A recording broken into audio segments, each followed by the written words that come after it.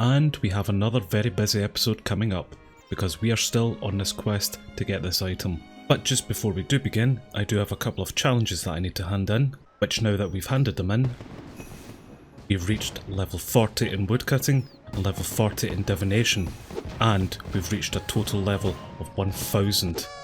Which I think that means now, if we die, we're going to get a broadcast about it.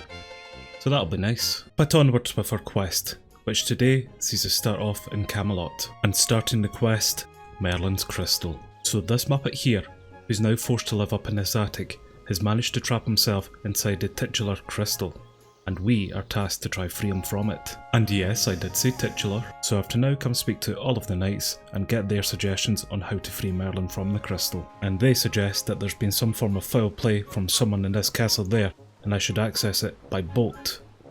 If only there was a boat nearby that I could possibly use to get into that castle. You can always tell the age of a quest whenever this boat is twice the size of the actual castle that's supposed to be beside it. Anyway, we speak to Arheim here, and he'll let us travel by boat. Well, when I say he'll let us travel there by boat, I actually mean we stow away and eventually get transported over there. And now we're finally at this castle that we definitely could have maybe just quickly swum across from that bank and got onto here. So without any real reason or without asking any questions, we just come upstairs and we attack and we murder Sir Mort'ton. And I'm pretty sure he keeps getting revived by Morgan Le Fay at the back here, so we'll just keep murdering him and see what happens. Okay, I've actually killed him quite a few times. I get the feeling that my AoE is keeping this from keeping going.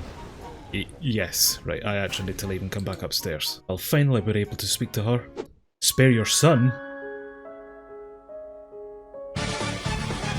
So long story short, she did trap Merlin in the crystal, and now I need to go find some magic words from our chaos altar. I need to get a black candle, and I also need to get the holy sword Excalibur. Oh, and some backbones. So we check the chaos altar in Varrock, and we get our magical words. We speak to the lady of the lake about Excalibur, who asks us to head to Port Sarum and head up to the jewellery shop. But before we enter the shop, we're stopped by a starving ghost, who just simply wanted some bread, which fortunately I already have on me. And shock horror, it turned out to be a test, and that was actually the lady of the lake. And so, we really just traded a loaf of bread for Excalibur. We trade the candle maker a bucket of wax to get the black candle, and that's now everything we require in order to summon this spirit. So now that we're at the magic circle, we drop these backbones, and that summons the mighty spirit, Anthrax. So we will immediately just murder it. But sadly, we need to do all of that again, and this time actually just speak to it. Oh, I have no idea what magical words it was, I wasn't paying attention, and I'm assuming by the fact that it's trying to kill me, that may have been the wrong choice. But eventually, we do choose the right option, and we manage to enslave the mighty Anthrax. So now finally, we should be able to free Merlin from the crystal. Right, Muppet, come on out of the crystal. And after one final chat with King Arthur, that is Merlin's Crystal quest complete. And the rewards are pretty lackluster for that quest, but we now do have Excalibur. And more importantly, we speak to Arthur again, and now we can start the Holy Grail quest. And after speaking to Merlin about the Grail, he suggests we go speak to Sir Galahad, who's west of McRubber's Wood. And we got an achievement for this guy giving us a cup of tea. Well, all this dude has given me is some cups of tea, so that's not very helpful here. So instead I need to head to a holy island. So in Trana, here I come. And after some really pointless dialogue here on Intrana, it looks like I might need to go back to T-Boy. And he gave me a holy table napkin, as well as another cup of tea, and now I have to go to a haunted mansion. Hello, Drainer Manor. And at the top of the manor, we now have some magic whistles that we can pick up, that we would only be able to pick up if we had the holy napkin in our inventory. Not quite sure what just happened, but I now have 4 of these magic whistles. I think I was only supposed to get 1 or 2. But fair enough. Now we need to go find some statues, and these look statuey to me. So we've just to follow where our gaze meets, which just so happens to be at the Horseshoe Mine in Brimhaven. Well, a little bit further north from it, but we blow our magic whistle whilst we're underneath this watchtower, and we are transported to the Fisher King realm. Oh no, we need past this bridge, but this Black Knight Titan level 28 is on top of it. Whatever are we going to do? We of course murder it with Excalibur. Is that another magic whistle? Let's pick that up as well, the more the merrier. Here's the Holy Grail just lying on the floor at the very top of the castle. I've not spoken to anyone yet. What would happen if I just pick it up now? Feel that the Grail shouldn't be moved, you must complete some task here before you are worthy. hate speaking to people. Right, could we hurry this up, Fisher King? Your castle's absolute dog and I would like to leave. He wants me to return to Camelot to now speak to his son Percival. And of course, he's not in the castle, but instead I've been given his magic feather to blow on. And that should let me be able to find him. And the feather takes me north here into Goblin Village. And not to kink shame too much, but I did just find Percy Boy tied up inside one of these sacks, so I would like to get away from you as quick as I can as well. Long story short, Percy Boy's now with his dad, I now have the Holy Grail, so I'm returning back to Camelot, and I then give the Grail to King Arthur. And that is the Holy Grail quest complete. We got a stupid amount of defense XP and a stupid amount of prayer XP for that very quick quest. Which means we go up 2 prayer levels and we are now level 44 prayer, and 4 defense levels, we are now level 42 in defense. Now that we're over 43 prayer, I can actually use all of the overhead protection prayers, including the protect from melee one. And now our defense level is more in tune with our magic level, which means we can now wear some Splitbark armour. So I think it's time to drop the old Batwing dreads and let's get with the new Splitbark. And this time I'm not going to make the same mistake as the Batwing. I know I can buy some of these materials from the store. I can get a whopping 4 pieces of bark and 4 pieces of fine cloth, which I can then trade as wizard here at the Wizard's Tower and get my Splitbark this way. But unfortunately, I have run out of bark, so I can't actually afford any more pieces of Splitbark for the moment. And even more unfortunately, the shop hasn't yet replenished the fine cloth or the bark. And even more unfortunately, I can't actually get the bark yet because I require level 45 in woodcutting and I'm only level 40. So I've got a bit of skilling there that I need to do. As for more pieces of fine cloth, however, I'm first going to need access to the crypts below Mort'ton, which means I need to do the quest Shades of Mort'ton. This quest tasks me to do the very easy thing of finding a cure for these afflicted people of Mort'ton, and the cure is very easily made. Just simply some tarramin and some ashes. I'm really glad I've got access to this bank, and we use the serum on the afflicted general store manager, and he wants me to kill some of these low shades that are plaguing the town. Which after I've done, I return back to the store and he takes 2 of the shades from me. But I now have access to his wares, which would have been handy during the Mire Key quests, and I can buy anything from the store here now. So next we cure the priest, and he asked me to help repair the crumbling temple. So I need to go back and buy some supplies. 13,000 coins for a Flamtier hammer. Awful, awful, awful. And what's even more awful, I now need to interact with actual other players. Ugh. And now the really fun part of repairing the temple.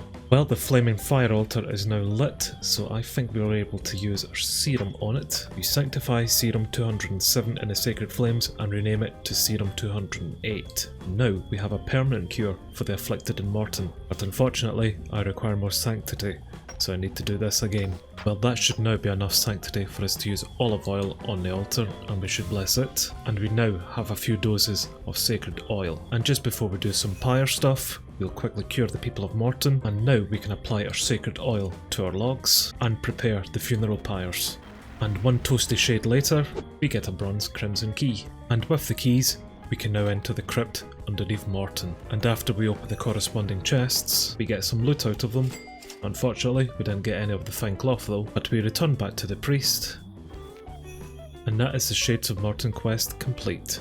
We got 2000 Herblore XP and 2000 crafting XP. So I have a few oak logs that I'm going to turn into pyre logs, and then I'm going to kill some of these fringe shades and get the remains, and now just to cremate them on the funeral pyres. And we got a few keys there actually, so we'll head back into the crypt and see if we get anything nice. And because we now have steel keys as well, we can come into these rooms and get even better loot. Unless we aggro all of the shades inside it, of course. Not the best loot that we got there, but we did get 1 piece of fine cloth at least. So it looks like I'll be spending a bit more time repairing this temple to get some more sacred oil. And a short while later, I have a couple more keys to use, so let's get back down the crypt. Just absolute garbage this time.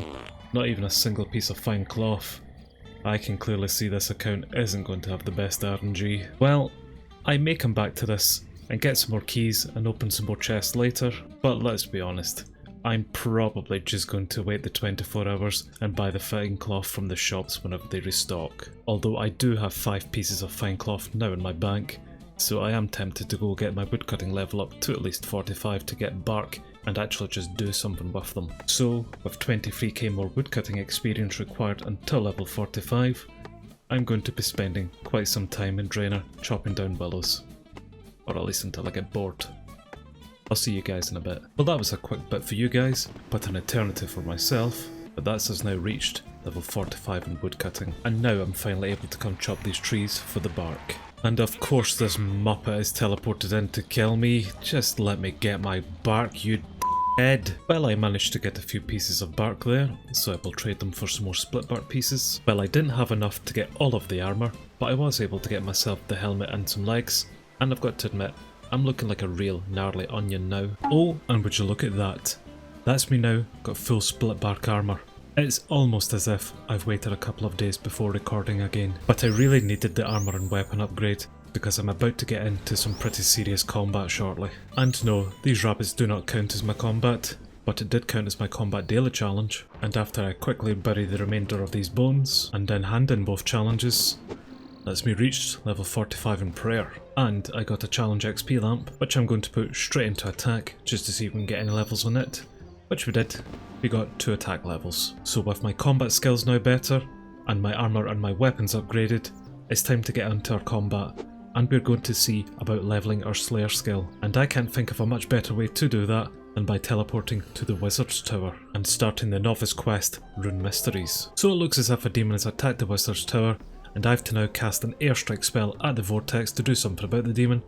But I have seen this on the floor, so I'm going to pick that up first. Wizard Boran's Mind Spike. Well, it's mine now. Not really sure what all the fuss is about here, just some papers in the wind, son. But I suppose if I ever manage to click it, I will attack it. The Wraith is attracted to your magic. Okay, well, let's take it over into the beam then. Oh, unless we can take it outside. Okay, I thought this would be a lot more fun, but it keeps getting stuck on absolutely everything within here. Oh, let's just take it into the centre. And it looks as if I'll be doing some menial running about talking to people nonsense, so I'll see you guys in a bit. Long story short, there's demons in the basement, and we need to go full Ghostbuster to go sort them out. Well, so far we've not seen any demons in the basement, but we have met this ugly mother, which of course is going to give us an exam. And the exam results are in, and we are a grey wizard. That really couldn't matter any less to me if it had really tried. But now we're in the basement, and I think we found our demons. So now we've got the very fun job of just trying to keep this red vortex within the magic spell. And after that rather pointless exercise, I have to go back up and try stop someone from destroying the tower. And that's where our amazing organ playing skills come into play. And that is the Rune Mysteries quest complete. We got some crappy rewards from it, but that's one of the quests required for us to move on. The next step required is one I'm not looking forward to, because we now need to enter the wilderness. And very quickly speak to the Major Zamorak, and start the Into the Abyss mini quest. But fortunately, we're not in the wilderness for long, but we do need to return back to this Chaos Altar and speak to the Major Zamorak in here now. And he simply wants me to go to different rune crafting areas and use the Skyring Orb within them. So once again, Strawberry, teleport us there. So that should be all of the rune essence mining spots now visited, so we will return back to the mage, which after we speak to, that's the mini quest done. We got 1000 rune crafting XP, a small pouch for a rune essence, and an abyssal book, as well as access to the abyss. So now that the Enter the Abyss mini quest is done, we can start the actual quest of what lies below. And we've been given the very fun task of coming to murder these outlaws and retrieve Rat's stolen paper. So after giving Ratboy his papers back, we have to now take a note to Sir Magus within Varric Castle, and he sends me on an errand to charge this wand with Chaos Runes, which means I need to head to the Chaos Altar. And I have 2 options on how to do this: a safe way or a dangerous way, which the safe way requires me first digging out this statue and traversing my way through the Dagon hideout. And I'm unsure if I can actually teleport without a Chaos Talisman, but we will soon see. It looks like you will need to be carrying a Chaos Talisman to enter. Well, good. That's the safe method out of the window. On to the dangerous method then. Now, if I could just get into the middle somehow without you guys killing me, that would be grand. Which we did make it into the centre. Perfect. Now let's just find a Chaos entrance. Which here it is. And we are now at the runecrafting altar. So I don't know if I just use the wand on the altar and if this will work. The wand sparks and glows, but the infusion does not appear to take hold. It looks like you'll need more Chaos runes to complete the infusion.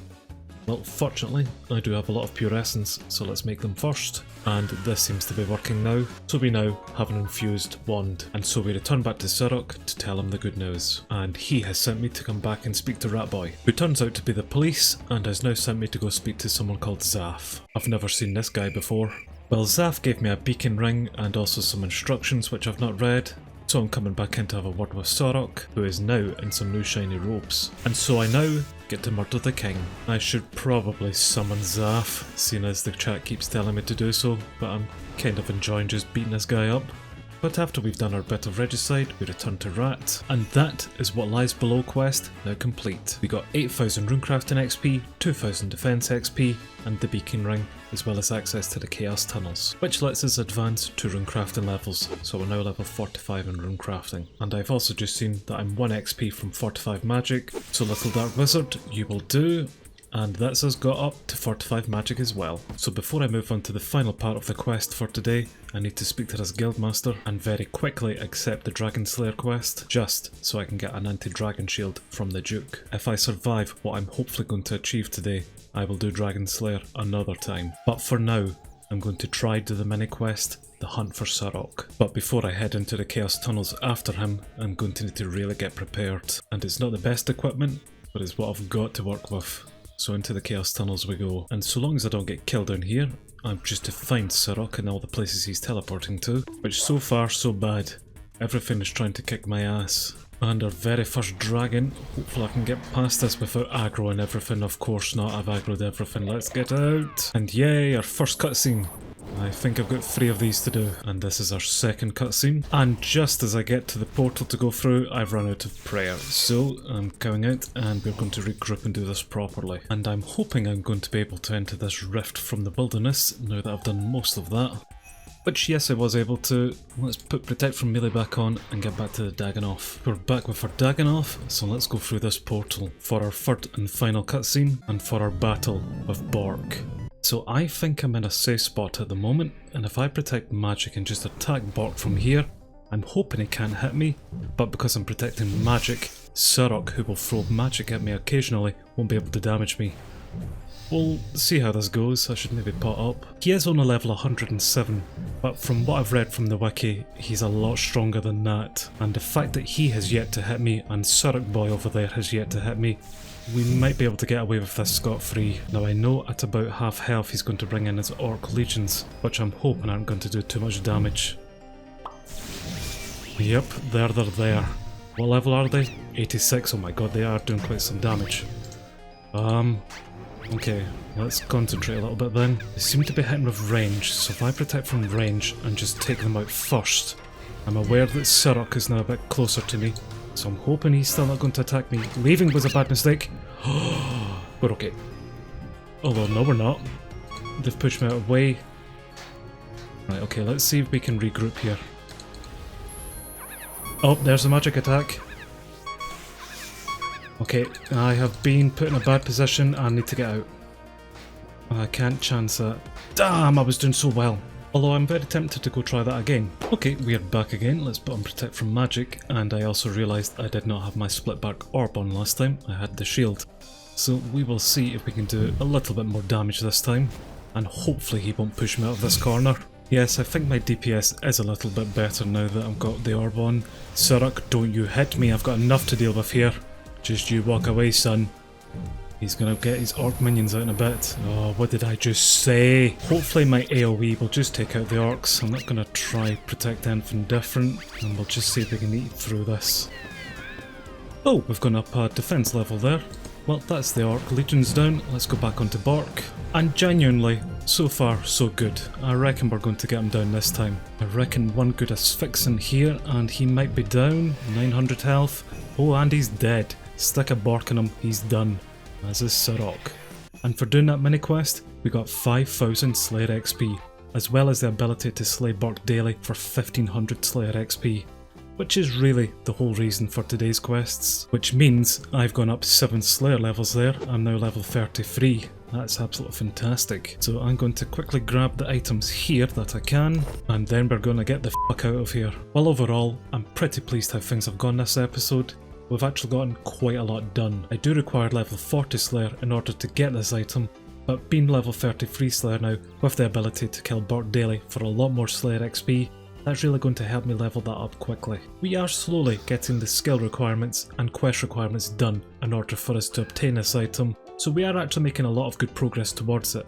And as always, if you've enjoyed this episode, why not give the video a like and subscribe as well so you can keep up to date with our journey. But I think for now, we're going to wrap up, because I've got some rabbits that are needing attended to, and to be honest with you, I'm needing to de-stress a little bit as well after that fun Bork fight. Thanks for watching everyone. I'll see you in the next one.